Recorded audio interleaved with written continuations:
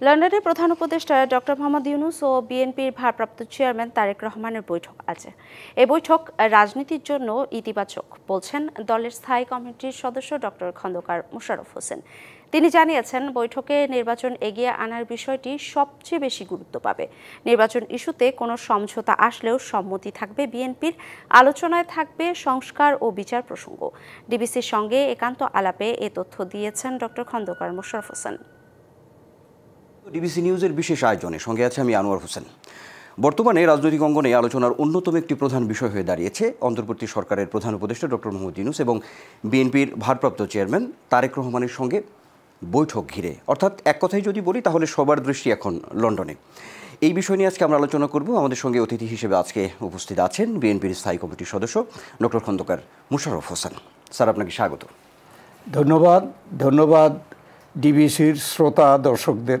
Sir, যেটি বলছিলাম, খুব আলোচনার একদম অন্যতম একটি জায়গা তৈরি হয়েছে রাজনৈতিক অঙ্গনে, সেটি হচ্ছে যে প্রধান উপদেষ্টা ডক্টর মোহাম্মদ ইউনূস এবং বিএনপির ভারপ্রাপ্ত চেয়ারম্যান তারেক রহমানের সঙ্গে একটি বৈঠক হবে লন্ডনে।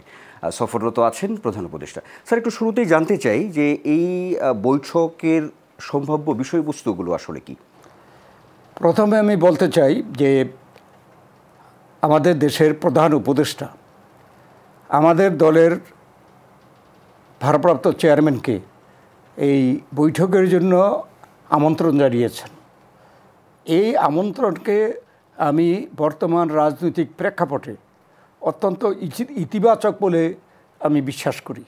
ঠিক এপ্রিলে এখন যখন এই সরকার বলেছে, আমরা বলছি যে এই ফেব্রুয়ারি মার্চে রমজানের মধ্যে যদি এপ্রিল ইলেকশন করতে হয়, তো রমজানের মধ্যে প্রচার প্রপাগান্ডার সময়টা থাকে।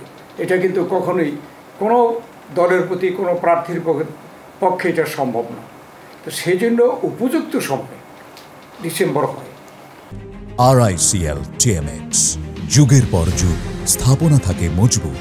তারপরেও যদি প্রধান উপদেষ্টা বলেন আমাদের ভারপ্রাপ্ত চেয়ারম্যানের, যদি তার অসুবিধার কথাগুলো বলেন, সেটা গ্রহণযোগ্য হয়, তাহলে সেখানে একটা সমঝোতা হতে পারে। স্যার, সেক্ষেত্রে রাজনৈতিক মহল থেকে একটি বিষয় আছে, সেটি হচ্ছে যে তারা বলছেন যে সরকারের সঙ্গে বিএনপির যে একটা দূরত্ব দৃশ্যমান ছিল, সেটি অনেকটাই নিরসন হবে এই বৈঠক ঘিরে। প্রত্যাশা অনেক আছে। স্যার, এই বিষয়ে যদি একটু বলতেন। এখানে আসলে আমি ব্যক্তিগতভাবে বিশ্বাস করি না যে সরকারের সাথে আমাদের কোনো দূরত্ব সৃষ্টি হয়েছে। সরকার আসার পর থেকে আমরা সরকারকে সমর্থন করেছি, সহযোগিতা করছি। এখনও কোনো মিটিংয়ে বলি নেই যে আপনাদেরকে সহযোগিতা করব না। কিছু কিছু ক্ষেত্রে বলা হয়েছে যে আপনারা কোনো দিকে না তাকিয়ে আপনাদের ইচ্ছাকে আপনারা চরিতার্থ করতে চান, তাহলে আমাদের সেই সহযোগিতা নাও থাকতে পারে। আমরা বিশ্বাস করি যে এটাকে মূল্যায়ন করেই প্রধান উপদেষ্টা আমাদের ভারপ্রাপ্ত চেয়ারম্যানকে আমন্ত্রণ জানিয়েছেন আলোচনার জন্য। স্যার, বিএনপির ভারপ্রাপ্ত চেয়ারম্যান তারেক রহমানের দেশে ফেরা নিয়েও একটি সংবাদ আছে আমাদের কাছে, যে খুবই আপনাদের যারা নীতি নির্ধারণী পর্যায়ের যারা আছেন দলের, তাদের পক্ষ থেকেও বিভিন্ন অনুষ্ঠানে বলা হচ্ছে যে তিনি খুব শীঘ্রই দেশে ফিরবেন। স্যার, এই বিষয়ে যদি স্যার একটু বলতেন। না, আমি মনে করি না যে এই বৈঠকে আমাদের ভারপ্রাপ্ত চেয়ারম্যান তার দেশে ফেরার ব্যাপারে কোনো আলোচনা করবে। আমরাও মনে করি না। গণতান্ত্রিক পরিবেশ সৃষ্টি হলে অবশ্যই তিনি দেশে যত দ্রুত সম্ভব ফিরবেন এবং আমাদেরকে নেতৃত্ব দিবেন। অনেক ব্যস্ততার মধ্যে স্যার আপনি আমাদেরকে সময় দিয়েছেন, আপনাকে অসংখ্য ধন্যবাদ। শ্রোতা এবং দর্শকদেরকে আমি শুভেচ্ছা জানাচ্ছি।